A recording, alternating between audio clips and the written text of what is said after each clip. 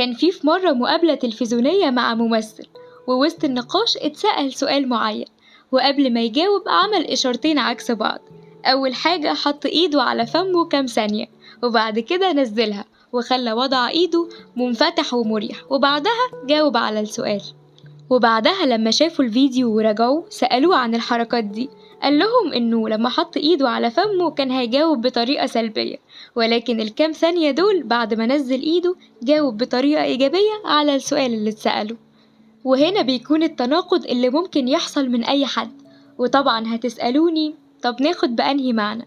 والإجابة هي إن السر في السياق اللي بيتكلم فيه الشخص، وده انتم اللي بتحددوه. وبس، دي كانت معلومة النهاردة، واستنوني في معلومات تانية جاية كتير. ما تنسوش تعملوا لايك وشير على الفيسبوك وسبسكرايب للقناة على اليوتيوب عشان تكونوا أول ناس تشوف الجديد.